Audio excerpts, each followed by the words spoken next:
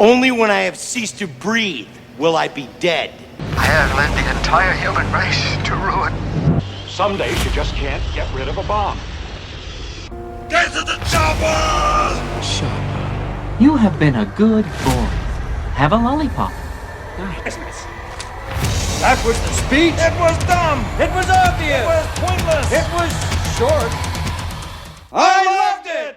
Welcome to Film Logic, a movie podcast about the movies of yesterday, today, and tomorrow, with all the fandoms in between.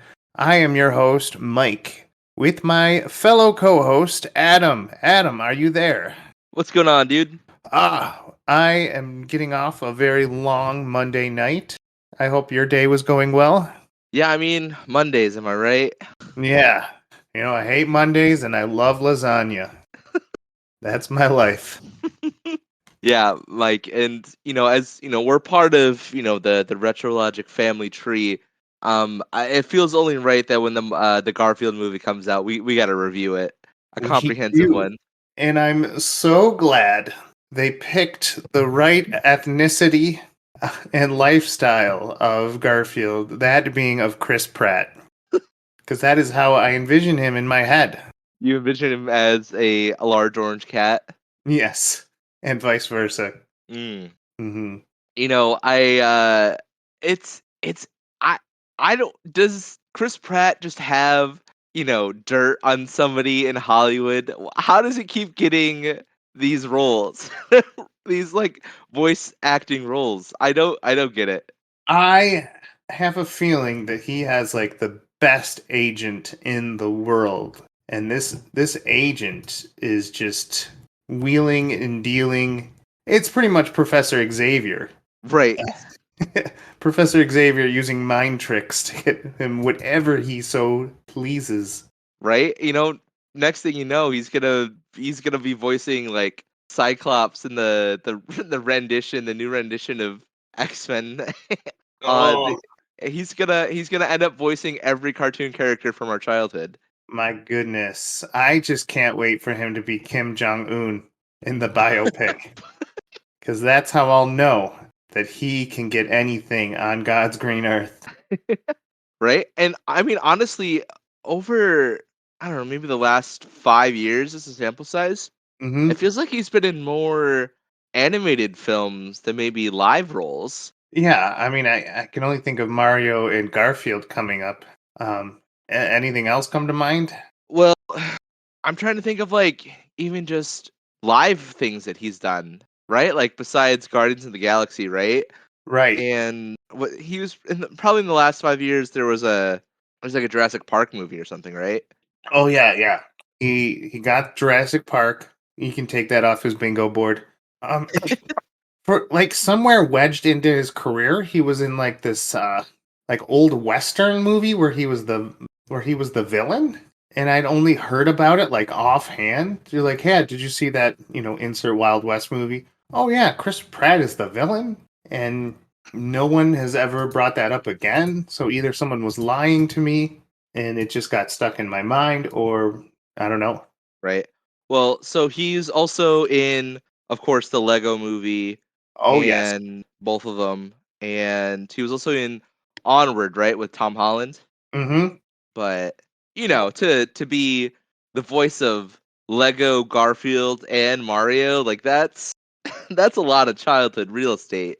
Yeah, and the reason he didn't get Sonic is probably because someone had dirt on his agent. It was equally as bad. Right. Mm-hmm.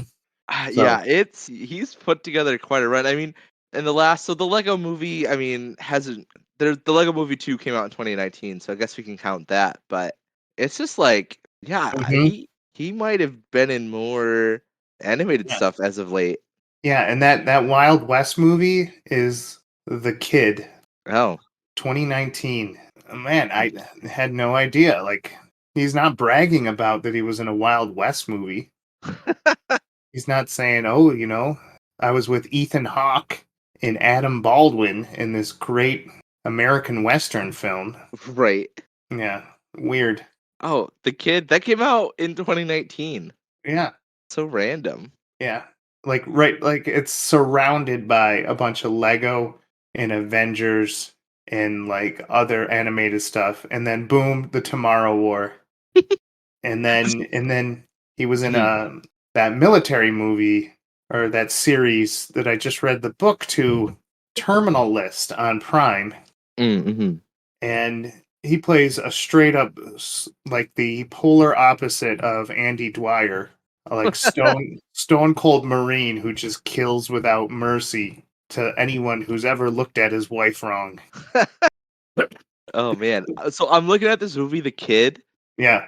and first and foremost, it's directed by Vincent D'Onofrio, who, one of the greatest actors of all time, right? Hmm. And it's also co-starring Ethan Hawke, Dane DeHaan, and Adam Baldwin. Yeah. This it's crazy. I mean, they have two two people from Full Metal Jacket. Yeah. Ethan Hawke, probably the greatest supporting actor of all time. Absolutely. How have I not heard of this movie? Yeah. And how in the world is your career that good where you can put like you can forget to mention The Kid? Like maybe that's the movie that doesn't get put on your resume. Well, I mean, Mhm. how was it received? I don't know. That's Like the it was either like so decent that it's not worth talking about, or it was like so blah that it's not worth talking about. But never not like too hot or nor too cold. Yeah, it based on all the reviews I'm seeing, it just looks literally the middle of the road. It's literally Yeah. a 51 out of 100 on Metacritic, Yeah. which is a shame because I'm a fan of all those people. Right. And I'm going to tell a story a little bit later about how even the best talent can be put in absolute junk. Um, Fair but, enough. but before we move to that, I just want to say he was on episodes of The Batman, Ben 10, Ultimate Alien, Top Chef Seattle, and The OC. Who is this? Chris And Pratt? Chris Pratt, yeah. So, Oh, what? That's crazy. yeah, he played Jake on Batman. You know, Jake. And What? and and Cooper on Ben 10. You know, Cooper. Yeah, Cooper's my favorite. Well, That's anyways, funny. you know, this is gonna not to belabor the point, but for some reason, Chris Pratt and Chick-fil-A are the Mm, same thing in my brain. yeah. Did he ever do like a commercial for them? Because I just feel like when I think of Chris Pratt, I think of Chick-fil-A.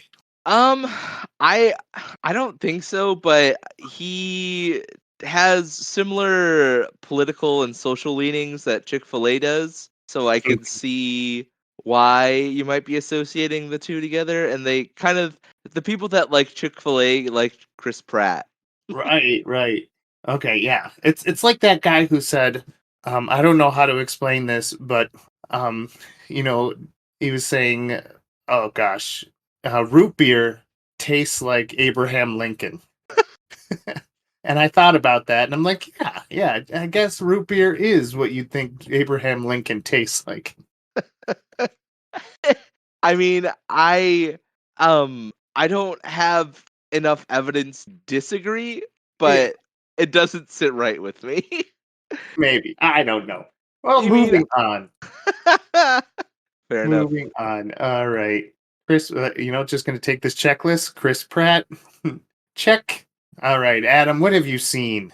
Oh man, Mike, this week has been a fantastic week for cinema. In so much of the fact that the movie Napoleon came out. um, it's it's a very very strange movie. It's um, you'll either love this movie or you'll absolutely hate it.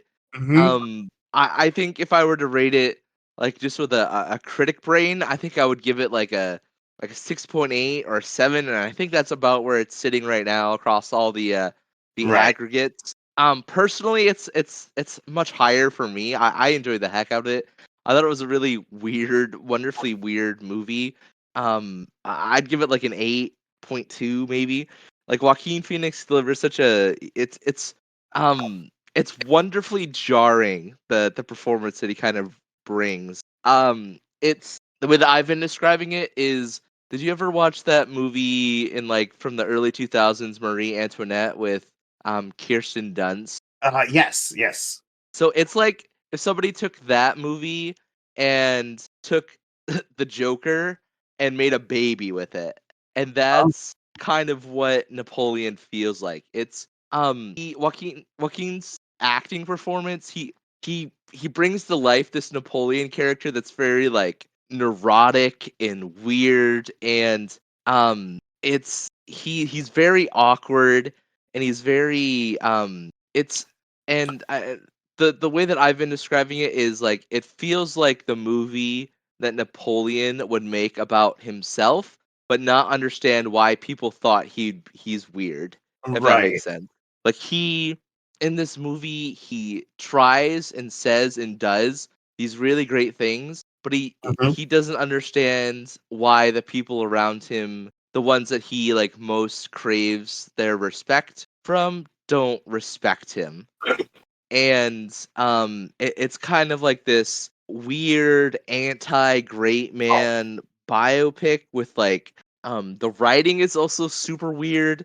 Like there's Mhm. these random like non sequiturs that like bring it into the realm of like Blackadder instead of like a serious biopic. Like Wow. there's this sequence where he's eating in the like he's eating in his tent outside the Great Pyramids in Giza with one of his generals, and his generals bring him like this bad news, and he says, he's like, "You can leave now. No dessert for you." And it's so weird, and you're like, who wrote this? Yeah, I Um, mean, was mhm. Napoleon known for like Seinfeld lines and like early, like late '90s sitcom quips? Right. But then there's like these moments where there's this coronation sequence where they decide where France, decides to make him emperor.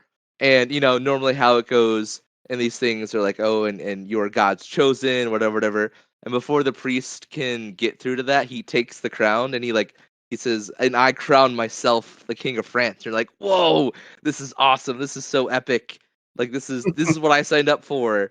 But then, there's the other bits and the Yeah, where weird. he's on a unicycle and juggling and Well, I wouldn't go that far, but yeah, it's very disarming, and I thoroughly enjoyed it. Like I said, I think it's wonderfully weird.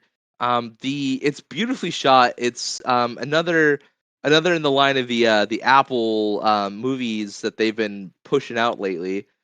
So it looks beautiful. The shots are great. The visuals are really solid. The battle sequences are really neat. Mhm. But yeah, it's just wonderfully disarmingly weird. And yeah, you'll either hate it or you'll absolutely love it. Yeah, it sounds like my kind of movie, and somehow I feel like I'd hate it. Yeah, like I'll be interested to see how I feel about it after subsequent watches. Mhm. Um yeah, so it's definitely not Master and Commander, but it's also not like, Gladiator, which I think is the easiest kind of reach because it's, the same director, Ridley Scott.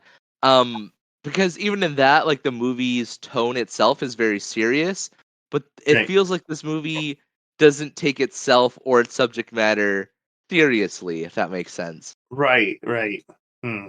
Yeah, it's one of those mamby-pamby directors trying to add a little silliness to something serious. Uh, don't know how I feel about that. And I don't think it's yeah, and I honestly don't know how much of it was Ridley Scott's intention as much as it was Joaquin Phoenix's delivery of the character. And it definitely feels like, at least from a story writing perspective, it feels like they're trying to go for like an emperor's new clothes sort of situation, Mhm. right? Where you know the classic fairy tale, where the two people arrive at the capital or whatever, and they swindle an emperor, and like trying to sell like these magnificent clothes that are like invisible or whatever. and only people that are smart enough can see them. But if you're too dumb, they're invisible. So the emperor like pretends, but then nobody can say anything because he's the emperor, but he's like running around naked. So Right. it's kind of that's like that fairy tale moral or that fable is definitely like kind of what that movie feels like. Interesting. So yeah, I mean, definitely give it a go yourself if you're interested.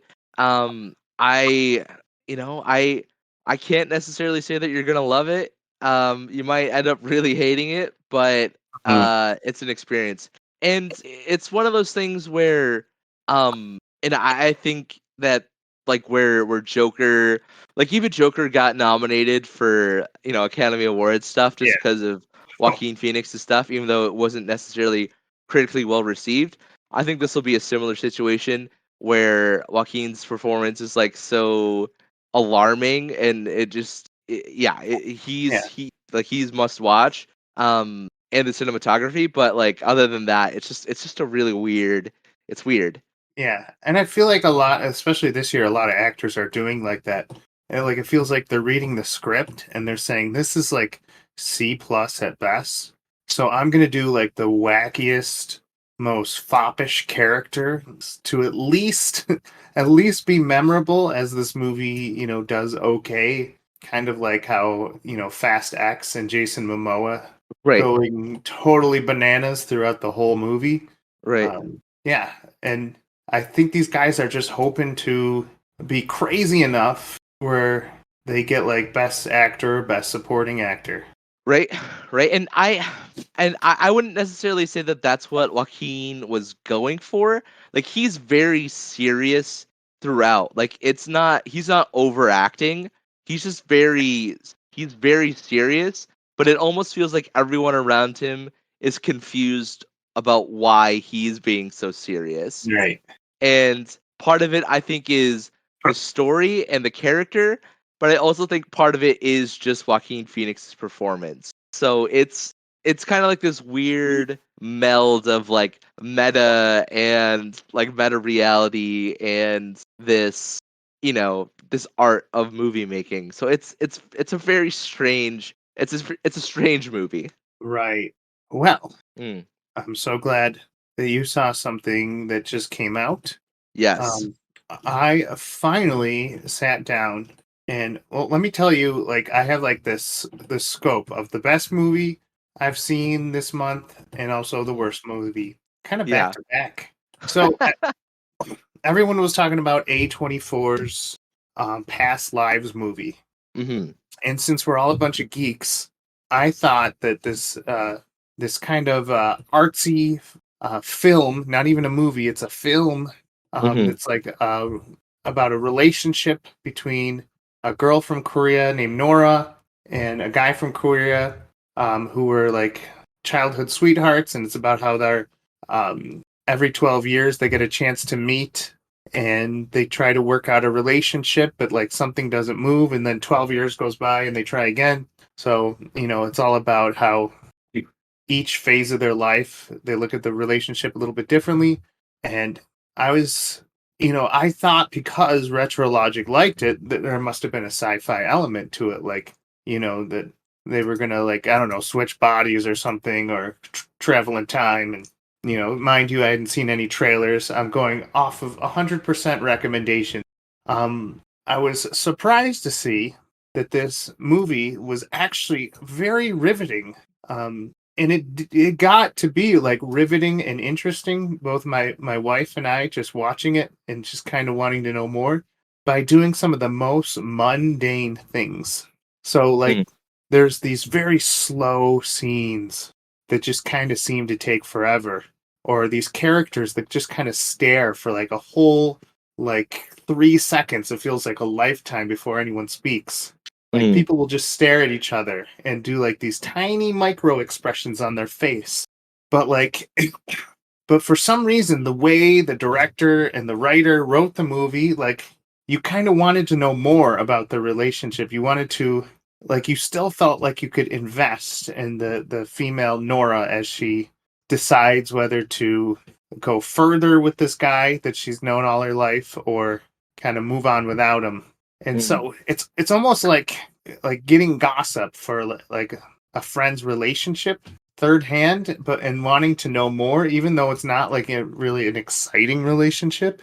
Right. And even at the end, like when like the big reveal happens, or like the big like moment of truth, you're like, oh my gosh, I am part of her life. Mm.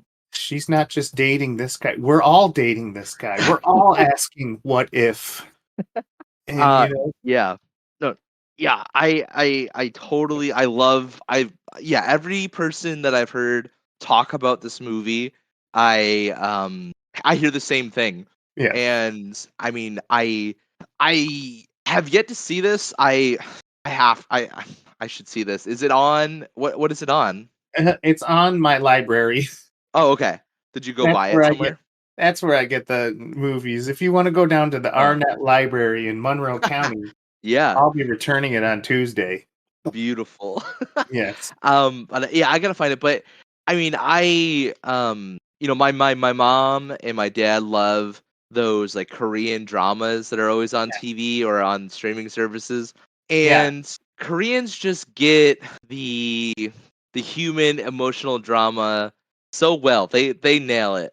Yeah, it's Mhm. like subtlety that's incredibly intriguing, and I don't know how Right, to explain that any better. Like, how can you be so subtle and give so little, right. and yet give so much? Right, right. And speaking as someone that isn't, an expert in anything that he's about to say, but culturally it just seems it just seems like the reality for the Korean people. It seems like it's when people talk about like the West and how we express our emotions, Mhm, differently than, more freely. Some would say we're more bombastic and more, we wear our mhm, emotions on the sleeve.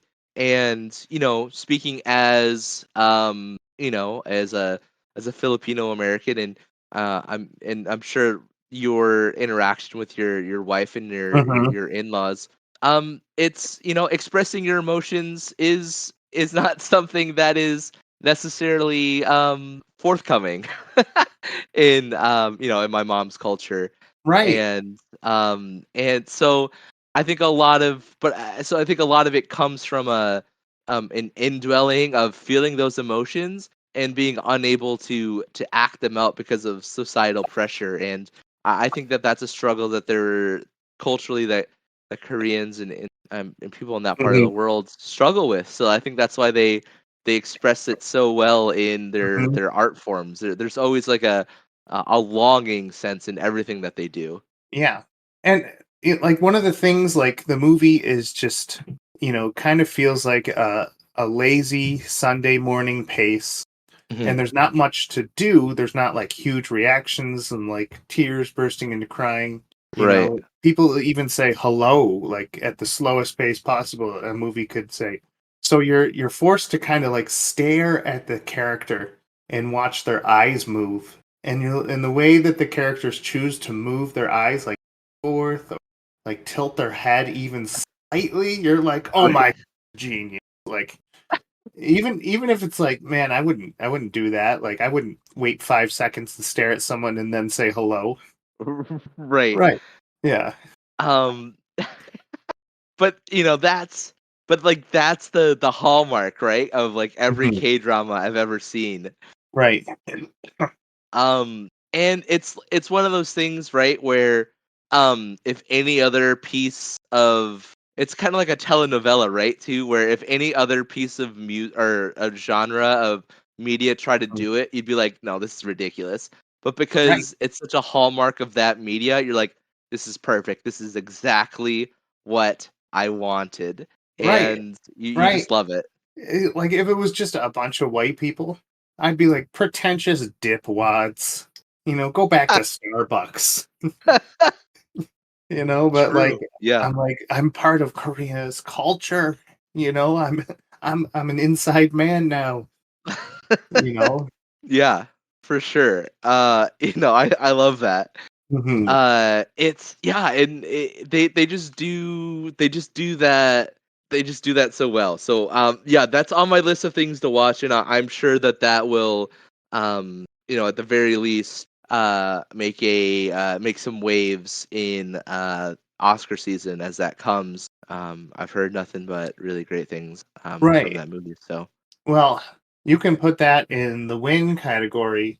So if I was to make a spectrum hmm of the most serious movie in the world, Past Lives would be on the far end of the spectrum.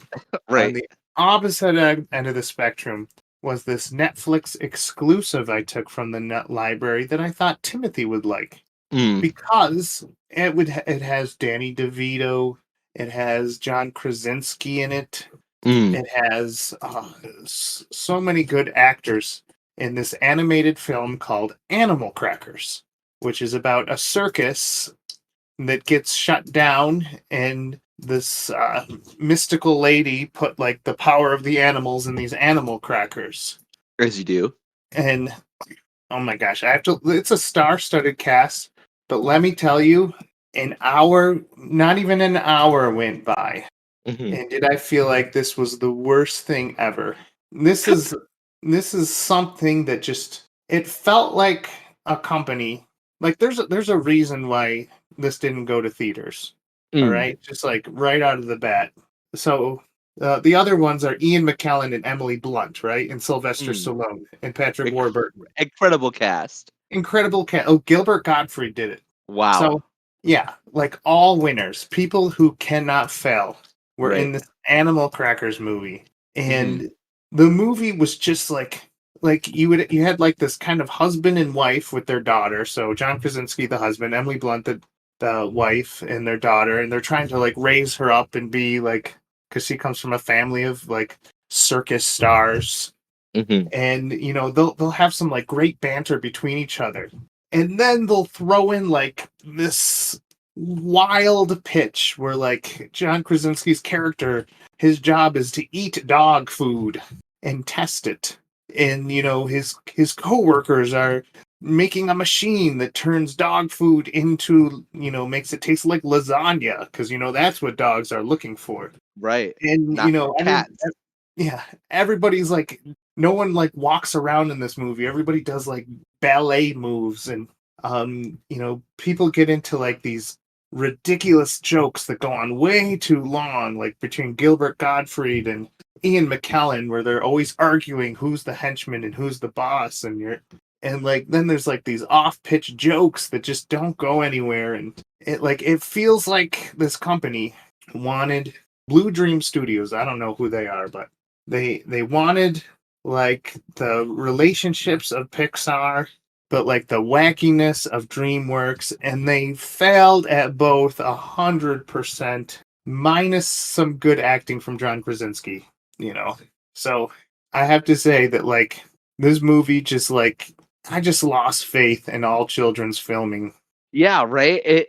It really feels like there's no middle ground, right? Either a children's movie is life-changing or it's the worst thing you've ever seen in your life.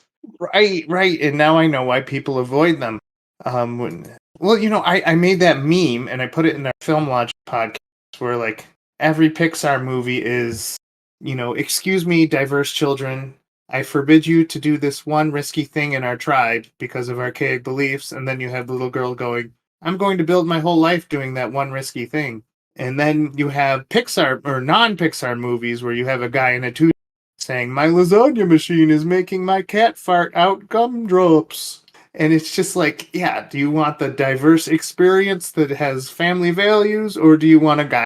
Like, because that feels like our only two options. Right, right. Yeah. Yeah. For sure.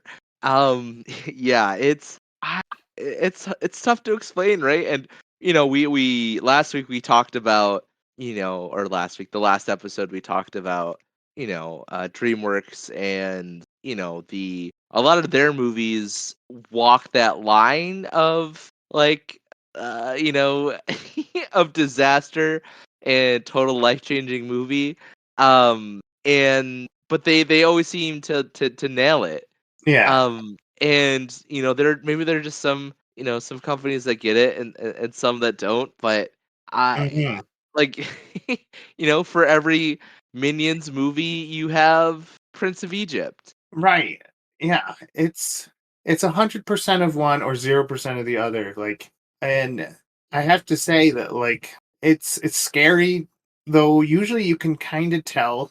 You can kind of tell by the trailer if something's going to be absolute like this is a long runny poop joke, or if this is going to try to make you cry at the end for Right. good reason. Yeah. Though I will say that I visited Rotten Tomatoes, Hmm. and anyone who is excited to see Wish should know that it only got a 49% because Disney gambled on the fact that all their nostalgia and what made them great would just be a huge callback to that.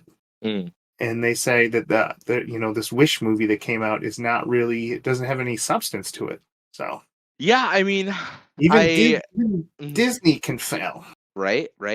Yeah. But on the other side of the coin, I had, I started back at work today and, coming back from Thanksgiving break, which by the way, happy Thanksgiving to Yes. all those listening. Everybody. But a lot of the kids at my daycare had seen Wish and they all loved it.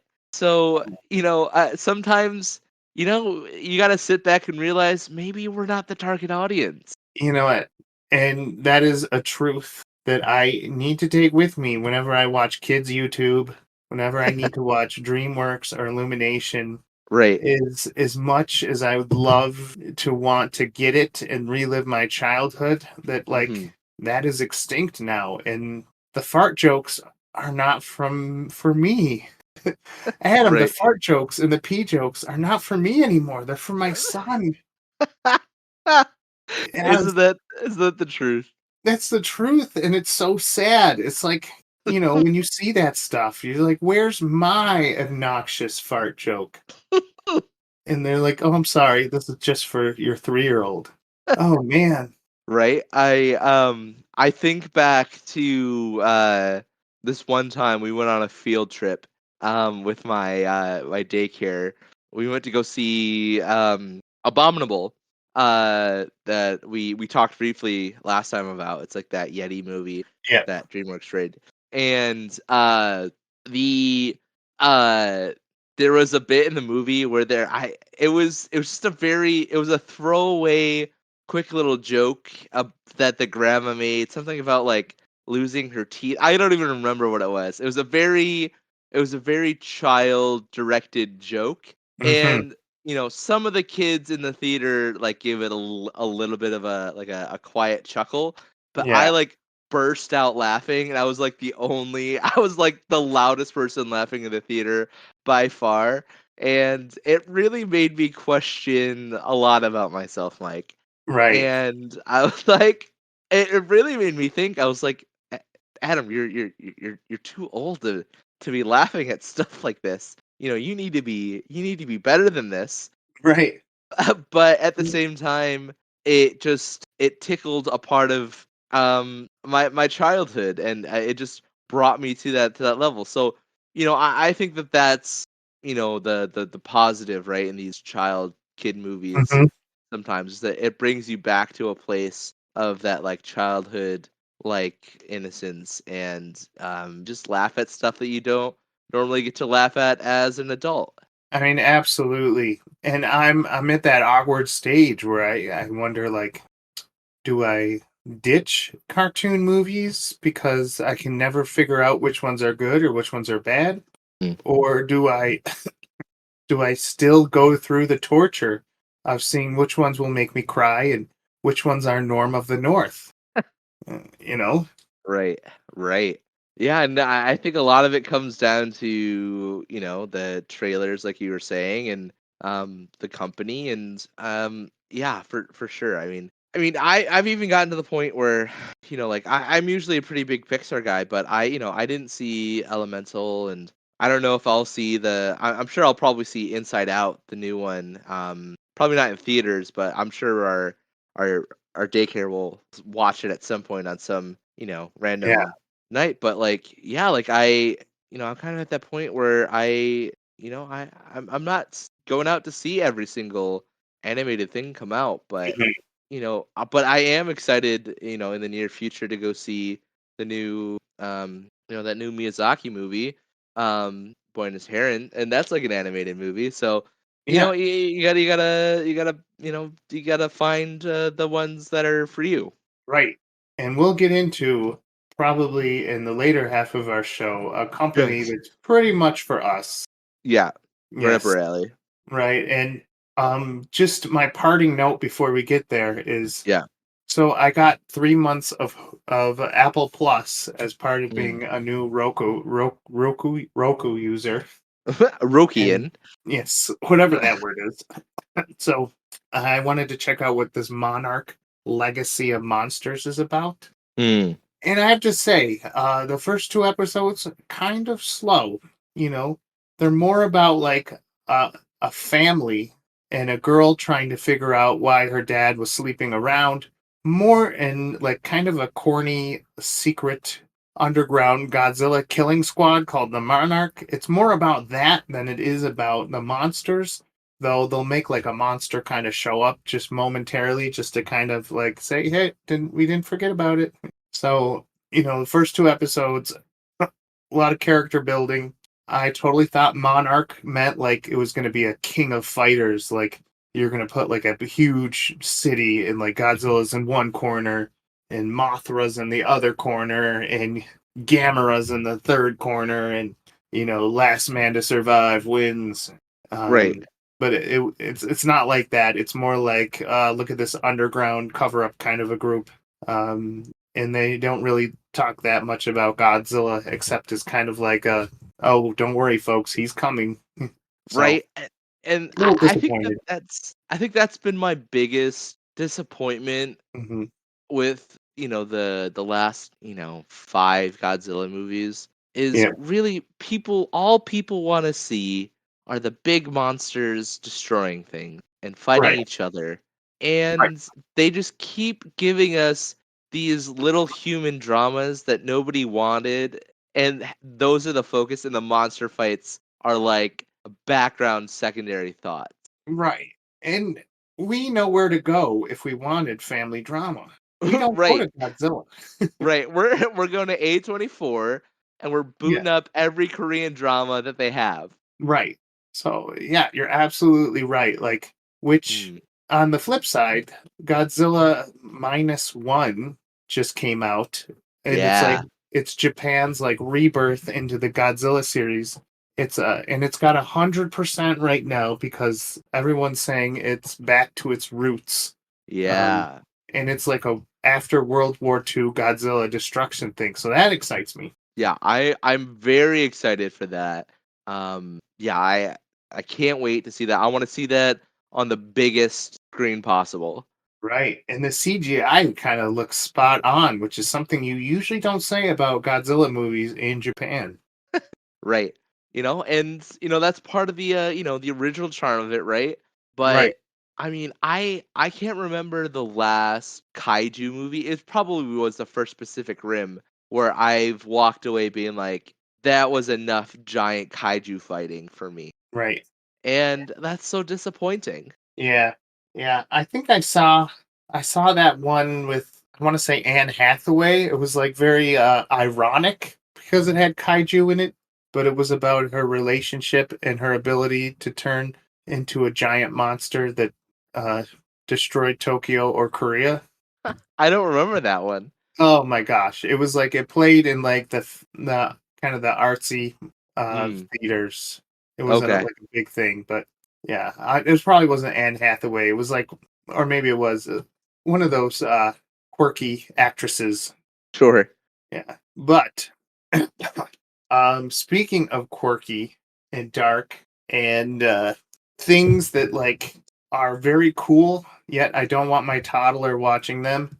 Um our assignment, Adam, was to look at the films of Laika. I want to say it's Laika Studios. Hmm. Laika Studios. Yeah. Hmm. And I had to stumble upon their website, but when I read everything that these guys have made, starting with Coraline and ending their latest movie was The Missing Link and everything in between, Paranorman, Box Trolls, Kubo. I was delighted the fact that all of these great movies were under one company name. And so Mhm. my philosophy with this studio is that like you have Pixar, which is all like family. Ohana means family, philosophy Mhm. of being together and community and what's it mean to be a part of a diverse group but wanting to be independent. The American right to stand out and be your own princess. Mm. And then you have like DreamWorks, which is like, this is silly animals doing silly things. Sometimes it's a troll. Sometimes it's Prince of Egypt. you know, Mhm. Sometimes it's Brad Pitt as Megamind or, all over the place. Mm. And then you have Laika, which is kind of like, what if samurais fought demons, but in like a PG fun way? What if the dead came back and haunted a boy, but in a fun PG way? Right. What if a monkey tried to be the missing link in evolution, but in a fun PG way? Right. And like hands down, after watching Kubo, I said, this is my animated studio.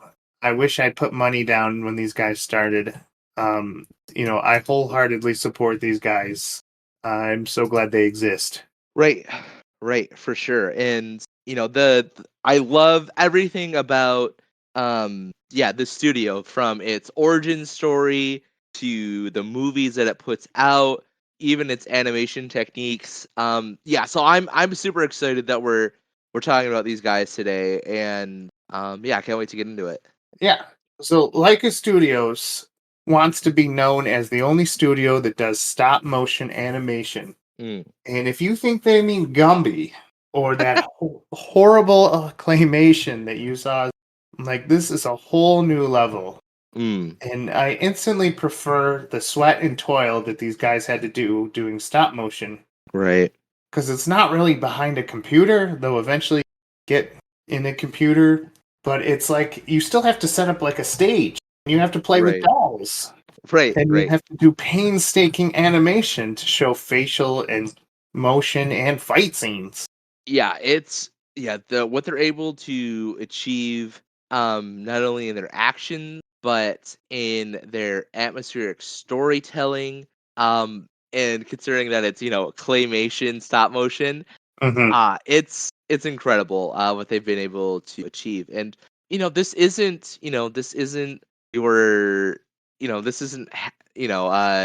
DreamWorks. This isn't Pixar. This is a pretty small studio, right? There's at least according to in 2020, the last reported amount of people working there were 362 people. Like, that's, I mean, of course that's not like a small amount, but that's Right, not Pixar. right. Like these people, these like first of all, you need that many people to do something impossible like stop motion. Right. Second, the budget for movies like Kubo, doing all that like they have to 3D print thousands and thousands of models Right. just for different facial expressions. Right. Costs $60 million to make, which is on the higher end Mm. for animations, as we found out from our last episode. Like the highest Mm. movie budget is like 72 million. Right, for sure. And they're doing all of these things. And of course, I wouldn't call 60 million a shoestring budget, but Right. they're making these movies that are critically and commercially being super well received, on budgets that are, that would, embarrass that would embarrass Marvel.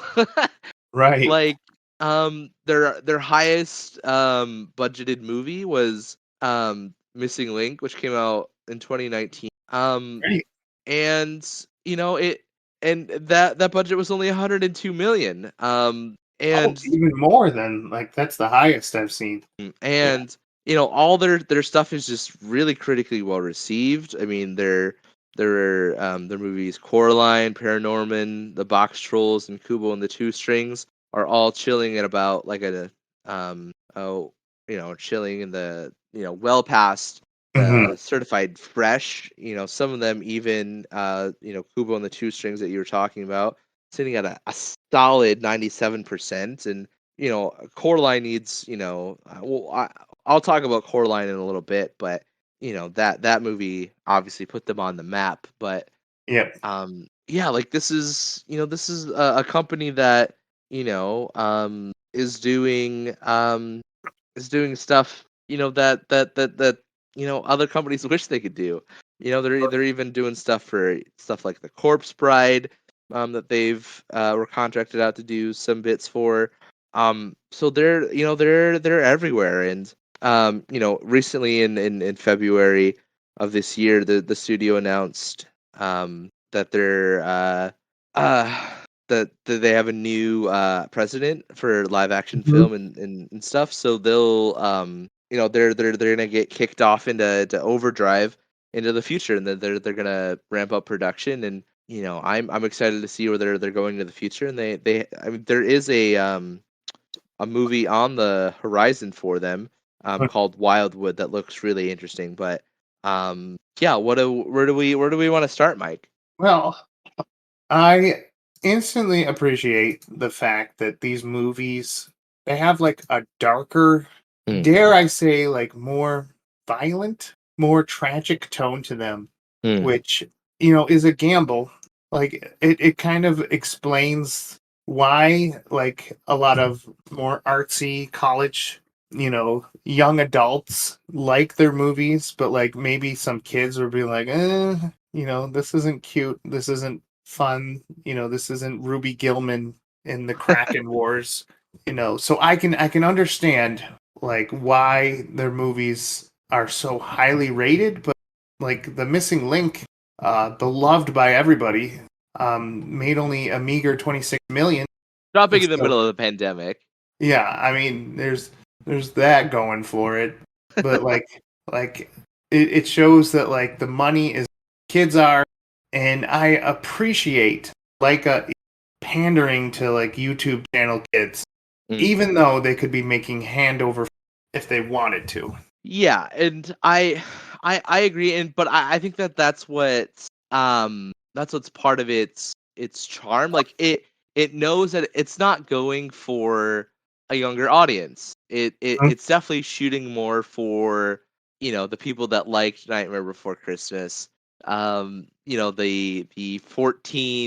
The 14 to 21-year-olds that aren't understood by their parents, and spend their allowance at Hot Topic, Right. and listen to just random, they either listen to garage rock bands that just play noise, or Mhm. mall emo and shop at Spencer's, right? Like Right. that's their target audience. And I think that the audience is underserved, right? Like, I don't think that there's a ton of movies, that get put out for that Right. audience. But you think of the big movies that audience loves, and you Hmm. think, well, first and foremost, of course, is Nightmare Before Christmas. You think of The Corpse Bride, you think of Paranorman, and you think of Coraline. And Leica worked on 3 out of those 4 movies. Hmm. So they've really cornered the market. Right. Yeah, it's they establish themselves for the 13 to, I don't know, 25, or kids who aren't ready to give up cartoons, but they don't want to do the song and dance of Ohana Means Family, Right, nor do they want to like listen to Minion farts all day. right, And that's a tough market. You're getting the young kids who are just getting into Fallout Boy, and who are staying up past 9. But you're also getting like the cynical adults that are like, ooh, Pixar, that's right. for chumps. But I have to give it to them. Like, I'm glad that they tried, and I'm glad that they're succeeding, that they can make movies out in the future. For sure, for sure. You know, So, I'm sad that they can't be like Disney. Well, maybe I should be glad that they're not like Disney, where they're coming out with something every week. right, You know, because that's kind of what dulls the senses. right. Yeah, no, it's really great. So, yeah. So, do we, do we want to go into their backstory a little bit? Do we want to talk Yeah, about tell me film? about this Mm. company, Adam. Oh, like it's a real modern tale of capitalism, Mike. A Mike, good if one, I I hope.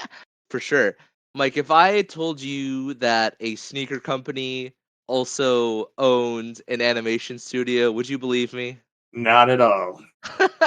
Well, it's kind of true. So, one of the owners of Laika Studio is none other than Phil Knight, who Hmm. is the co-founder and chairman of Nike. I don't know if you've heard of Nike, Mike. Oh, yes.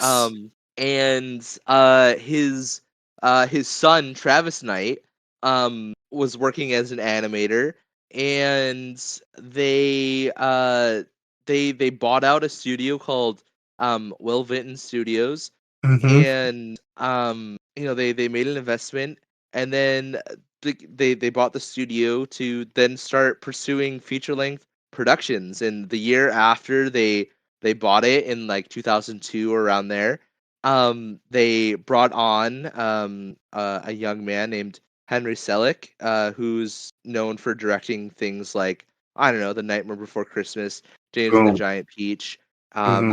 to work on their first feature length product, which was, a little movie called Coraline. Yep. Uh, and from that moment on, it just they skyrocketed.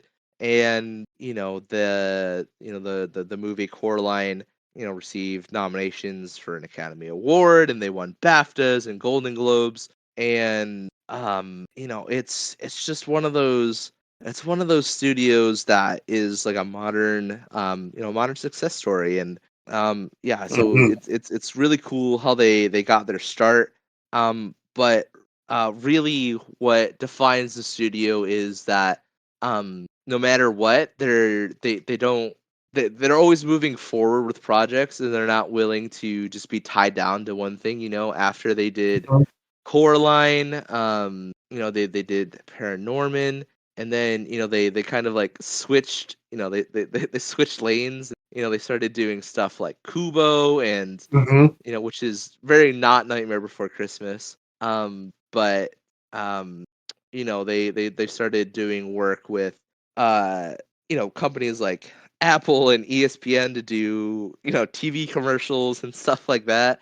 Yep. But then they in recent years, they they're taking on stuff by like Neil Gaiman. They're doing the ocean at the end of the lane. And it's they're doing awesome stuff, and Yeah. with really creative, intense people, and it shows in their work. They love the craft, and it shows in their film. Right. It's like they seem like people that care about their script. Mm. They care about the message and the feelings that come out, especially if that feeling is not just like childish laughter, but like stuff that kind of hits the heart. And I'll be honest, like they take a run at like what Pixar does. Like they're definitely infringing on their territory with like the majesty and the Mm. professionalism of what they do. And I think like they're the underdog, they're the David in this story, and it kind of makes Pixar look like the Goliath. And you know who they root for, the people. So, um, it's Mm. sad to see when I look at their article. It looks like they have a lot of products or projects in the works, and some of them are just kind of waiting for that right moment, like that Neil Gaiman like project, and Wendell and Wild. These other things that they're trying to get out in this Wildwood that there seems like that's the most successful one coming out. it's sad to see that The Missing Link came out in 2019 and was loved by critics, but not by people with money. And that's why we have such a gap between now and their latest stuff. Yeah, for sure. For sure. I mean, it's definitely yeah, it's definitely sad, I think, but ultimately I think at the end of the day it's down to the fact that they do love their product so much that they're not willing to just churn something out to churn something out, right? Like they want to do it right, and I think that they, part of it I think was the timing of it, right? Coming out 2019, Yep. pandemic, people not going to movie theaters as much, but I also think that part of it was like them retooling and getting ready for their next step. So, for sure, I appreciate that, right? Like, because I think a lot of studios would Marvel would just dig in and just say, no, we're gonna release 10 more movies. DC also comes to mind, Right. and we're just gonna keep throwing spaghetti at the wall till something sticks. And Right. they definitely took the other approach because I think they take their job seriously. Right. Like, I think there was a time when people thought that quality was in whoever could come out with something on a yearly basis. And Right. then you have a company that says, we're going to take a year off. And then the Right. next time they come out with something, it feels fresh and new and it makes everything else look like crap. And suddenly you're wondering, do we need a Madden every year? Maybe, do we need a NBA every year? Do we need a Call of Duty every maybe it wouldn't be horrible if you guys did take, A year off. a year off, make Yeah. pros and cons. What did you like about the last movie before you just come out with a new one? Right, for sure. And also, the production level on these things isn't insignificant. It takes a lot of time and it takes a lot of effort, and it's like you were saying, Mike, like I'm definitely more of the mindset of, if it takes a year to release a superior product, let's take that time. Right. And I think that studios are starting to come around to that way of thinking now. Mhm. The those two superhero franchises that we mentioned earlier, I think, are seeing the results of that, and I think that they're rethinking how they're doing a lot of things. So I can only see it as a positive. Mhm. And yeah, especially in the case of the smaller studio, right? Like, they don't have the budget of Pixar. They don't have the amount of staff, and yeah, so it just makes sense for them to just take it at their own pace. Right. And I was listening onto a podcast, and no matter how you feel about Secret Invasion Mm, from Marvel, um the way they made it sounds like a horror story. yeah, They finished a script, shot the movie, went back, did 4 months of reshoots, which sounds like the whole series. right. Now that's the kind of delay we don't want. We don't want to delay because of reshoots. Mm, We want delays because you're taking time with an original goal and plan right. in mind. And so, I really think that's the straw that broke the camel's back for Pixar, Disney, and Marvel. They're looking at this and they're like, this was a tornado of hodgepodge, and maybe we should take a breath and go slow. Maybe give our employees Christmas off and other things. Right. You know, that's just Yeah. my going back to the superhero movie talk. Yeah, right. But no, I totally see where you're coming from, and yeah, so I really do wish this studio, a bright future, and they definitely um have been hitting it out of the park, I think, for the series of that they've released. So I'm excited to see going forward. But Mike, for tonight, you saw Kubo and the Two Strings. You want to tell us about that? Right. So I've seen this movie on and off. Keep Hmm. forgetting that I've seen this, but then I Hmm. saw it again. And one Yeah. of the things about Laika Studios is that their stuff is always on the channels, which is very generous. Mm. So I was able to see, really, I could see any of the offerings Right. on either Freevee, Tubi, or Pluto TV, which I felt like a millionaire having all three of those at my command. So I chose Kubo. Kubo being the one that's like the poster child that everyone wants to talk about. Mm. Um, Kubo feels like Mulan if Mulan was directed by Dark Souls. Like, and I mean that in the most positive and amazing way. Just like huge, terrifying monsters that would, keep my son up for the next 10 years. Dark issues of like people, like of loss, of death, of monsters literally winning fights and killing people. Your own grandpa trying to rip out your own eyeball. Um, you know, try to make that a family friendly story. Great. But these guys, they did it. Like anyone who doesn't know what Kubo is about, Kubo is set in like samurai Japan. Kubo's mom had to save them from her grandpa. Grandpa was trying to steal the baby's eyeballs. They were able to successfully hide them, but the mom kind of got wrecked in it. She became very like forgetful, and she was kind of deteriorating because of that episode where she saved her son, and it turned out real bad. Um, and Kubo has like this amazing skill that I'm surprised hasn't made him a millionaire. He can strum two strings on a guitar, make beautiful music, and have paper origami like play to his to his bidding. Doing full feature presentations for him. Mm. Like how that kid is still poor after having that skill is beyond me. But that's his cool thing, and they do really cool stuff with the origami and the his music.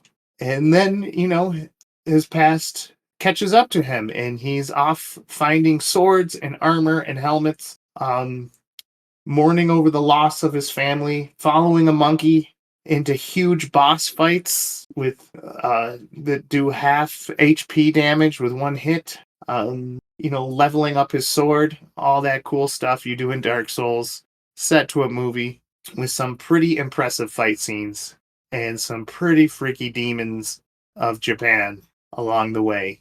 I Mm. hope I did that movie justice. Yeah, I think that's a really solid synopsis. I think the thing that sold me about um this movie is how when you think of stop motion animation, you kind of think of one of two things, right? You think of either the goofy kind of claymation of Wallace and Mhm. Gromit, Right. or you think of like the kind of oddball, non-mainstream, Nightmare Before Christmas. Hmm. But this movie kind of takes it in a totally other direction. It has its own very beautiful. It's like they took origami and like brushstroke calligraphy and made it into. And they took those two art forms and made it into an animation style. Right. And it's in movement and in action, it is incredible. They definitely play off of the idea of like fluidity meeting Mhm. very geometric design, and in the characters fighting styles, in their characterization. It's yeah, it's incredible, the just the art direction of this movie. And um the director Knight, he talks about how he was inspired by Hayao Miyazaki, who of course co-founder of Studio Ghibli, was a huge influence, as well as the artist Dario. Sorry, I'm gonna butcher this. Dario Marinelli, who Mhm. is known for um doing like movies like The Warrior, Mhm. and I Capture the Castle, and The Brothers Grimm, Pride and Prejudice, V for Vendetta. Um Atonement. So yeah, so the yeah, so being inspired by the two of those artists and Marinelli doing the music for this specifically, yeah, they just captures it just feels like a love letter to a lot of like Japanese artistic passions, and Yeah. it's a stunning movie. Yeah, it reminds me of the art from that Capcom game Okami, which Mm-hmm. feels like watercolor brushes, but but uses it to make like these very intriguing and a little bit freakish, monsters and demons that need to be fought with swords. And you know, the one thing that I think the movie was not ready to, because this trend did not become like politically correct until like in the 2020s, is if you're going to have a Japanese movie, maybe have mostly Japanese actors and actresses. I mean, Yeah, sorry, Charlize Theron, you did an amazing job. Yeah, I'm not going to say anything bad about the actors and actresses because I think they did a stellar job. I just know that if this movie was made in 2020, they would be shopping around to more like Japanese actors. for sure, for sure. And Mhm. it's it is one of those things where like you would of course you want like you said, like a movie that celebrates so much of Asian and Japanese culture to feature more Asian and Japanese talent, and Right, but at the same time, it's you don't really hear, or you don't really see those complaints for other projects like right. Avatar, The Last Airbender, or stuff like that. So I mean, and I get it. I think it's very important, and I think if the studio were to do it over again, I would hope that they would try and go for more Asian Mhm, actors and actresses. But the movie is such a celebration of mhm. Japanese and Asian art styles that it it almost gets you kind of that kind of takes a back seat, if that makes sense. Right, right, Like, as a person that's half Filipino, just being able to see art styles like that celebrated is awesome. And right. I but that's not to say that I don't want to see Ken Watanabe take over a voice acting role, because Yeah, I think he could and he should. But yeah, it's definitely like a yeah, I'm just glad that this was made at all in that yeah, art style. yeah. Like no one was really arguing and offended that Matthew McConaughey and Ralph Fiennes and Rooney Mara were, replacing Asian actors, and maybe because there's so much other stuff in this movie that's so respectful to the culture and so like hits it just so right that you can appreciate that. Right. Adam, Hmm. with our remaining time, tell us about Yes. Coraline. Man, I mean, I don't know how much more we can talk about Coraline that people don't already know. Just a quick run through. It's a stop motion dark fantasy horror. Based on a Neil Gaiman novella. We love Neil Gaiman. And it features voice talents of a young Dakota Fanning, Terry Hatcher, Keith David, John Hodgman, Robert Bailey Jr., and directed by Henry Selick, who again did little projects like The Nightmare Before Christmas. And this movie was made on a really small budget, really 60 million, and made 131. And this movie was made out of a relationship made by Gaiman and Selick. Mhm. And they pitched this movie, and they got people behind it, and they created this this awesome, creepy story that was almost, you couldn't I think what makes Nightmare Before Christmas such a great movie is that you couldn't tell a similar story in any other art form. It would just Mhm. feel wrong. And it's the same for Coraline. Right. It just the imagery, the storytelling, you couldn't do it in live action. You couldn't do it in just hand-drawn animation.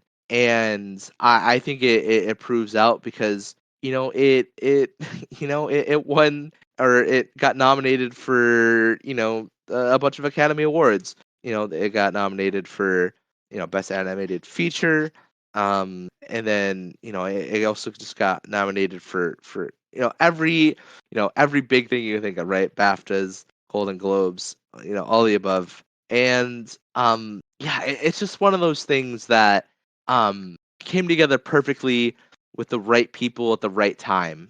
And again, I think the biggest thing that Leica does is that it takes these really cool ideas and uses their artistic talents to tell a story in a way that nobody else could. And yeah, I think that's the biggest takeaway from Kubo and Coraline, that no matter what no matter what the story is about or what the art style looks like, Leica just they just know, they just have an innate ability to Mhm. to show it visually in a way that enhances the story. Whereas opposed to, with stuff with like Pixar, like when you see something, you're like, oh, this is a very Pixar art style. It kind of is. It's kind of samey, right? Like you look at Monsters Inc. and you look at Toy Story and you look at Cars, and you're like, oh Mhm. yeah, like these are different stories with different characters, but you can see a similar art style throughout. Mhm. Whereas with Leica, they say no, like this is a story with a specific art direction, and we're gonna change our art to match. Right. And I think that that's so incredible. Yeah. Yeah, I agree. I feel like stylized animation just isn't a thing. Um, Mm. it kind of feels like there's one package, but like, the ones that stand out, Skeleton, Nightmare Before Christmas, Corpse Bride, Coraline, they make their stuff so different that that art style feels like an extra actor, that without Mm. that actor, the movie would be trash. Right. Like, you could put cars in like claymation, stop motion, and it would make no difference. But if you change like something in Coraline, you're like doing a injustice. Right. Right. Mhm. 100%. No, and I love that point that you made, Mike, right? Like you could animate cars like you animated, uh you know, Moana. I Yeah. know that that's not necessarily Pixar, but and maybe the color palette changes, maybe some of the character designs change a little bit, but it's still functionally the same story. Right. Whereas opposed to, Kubo, right? Like if it was animated like, How to Train Your Dragon, I don't know if it has that same punch. Right. And that's like my like best connection is like, why do I like Kubo so much more than How to Train Your Dragon? Mm, Maybe because like Kubo wants to win me over with more serious stuff and more darker stuff, mm, and that's the tone. While How to Train Your Dragon is still trying to win over the 8-year olds and the 9 and 7-year olds and right, right. essentially my son. Yeah. Yeah, totally, totally agree. And yeah, so I mean that's that's what I got. And guys, if you're listening to this and you haven't seen, any of these movies, seriously, For seriously, free. seriously, do yourself a favor and go check these out. All you need is Wi-Fi, and you can see a majority of these movies. Yeah, Yeah. like I have to tip my hat to Leica. Standing in a gap. The money the money is it's sad to see that some of their stuff did not do well, even though critics nominated it for, Oscars. They got lots of nods for Oscars. Mm, And some of those movies did not make nearly as much money as they should have. right. Um, but it's good to see that they're still around, and I really do hope that they continue to grow. Mm, I hope that they strike up a sweet deal with a streaming company and they get like 10 more projects off the ground. right, for sure. Yeah, totally. And I really do think that it just as a closing thought, that even just the movie going public, the media consumption consuming public has changed so much even since 2019. I think one of the positives, at least from the pandemic, is that I think people got exposed, pun not intended. Um, uh, the people got exposed to different kinds of media, and I think audiences are really just craving unique stories and unique storytelling Hmm. perspectives. And yeah, so I think that the time now is right for a company like Leica to just create awesome original products. Hmm. Absolutely. Well, anyways, Adam, this closes out our animation month. Yeah. Yeah. And, I like the idea that we kind of skipped out on Pixar. Yeah. And I mean, we still talked about them, Right. I mean, you can't yeah, talk about animation and not talk about. but we kind of gave it to DreamWorks and we gave it to Leica. And, oh, it got me excited. Excited that there are still good movies and some of them are free. Right? No, totally, totally agree. And that's not to say that Pixar, you know, is putting out a bad product. I mean, of course not. No, we But wouldn't be talking about them if they did. right. But I always viewed Pixar as an awesome, awesome starting point to get into and to see, the rest of the world that is out there, right? Like, you start checking out things like, oh, if you really liked Zootopia, then you're like, oh, maybe I should check out, this Kubo and the Two Strings. And then you're like, oh, I really like this art style. So maybe I'll check out, these other animated movies. Howl's Moving Castle? That's really cool. And then you get into stuff like Akira, and then you get into stuff, like one of my personal favorite movies of all time, The Adventures of Tintin. Right. And you're like, oh, the animation isn't just for kids. And yeah, so I feel like animation is one of the unsung heroes of the movie world. And yeah, I should get more respect. Yeah, there's a lot of things. We're finding out that there's a lot of things you can do with animation that people are just realizing, like, oh, it can be cool, it can be serious, it can feel like the next big Marvel hit, it can feel like a dark sci-fi dystopia. Mm. It can feel like Past Lives, the most serious movie ever made. It can, it doesn't have to be just for children. Right. And it shouldn't be for children with all the hard work and computer stuff they do. And it shouldn't be like that. That's robbery, just giving it to children. Yeah. Right, for sure. Totally, totally agree. And, as long as these companies aren't just giving all these vocal roles to our favorite human, Chris Pratt, I will continue to go see animated movies. And I hope that after, this month of podcasts, you feel inspired to go check out some animated movies as well. Yep. Check out our Discord because we Mm, talk about movies and great stuff like this. And I'll try to post where you can see some of the stuff we've talked about over this month for free, or at least on one of the popular streaming services. It's kind of like a playlist, but you need 15 hours instead of one. yeah, Um, for sure. yeah. So as we go into December, who knows what will come up? It'll probably involve one of us seeing Rebel Moon, but that's all the spoilers you'll get. Yeah, no, for sure. We definitely got to see that.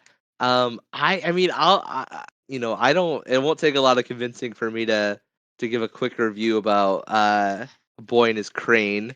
I know I'm very excited about that. So, there's always something to talk about, Mike. Always something to talk about. Mm-hmm. Absolutely. Well, thank you for joining us. Check out our Retrologic Discord. That's where the community is at, and that's a great community. My name is Mike, I'm Adam. and thank you for joining us. Mwah.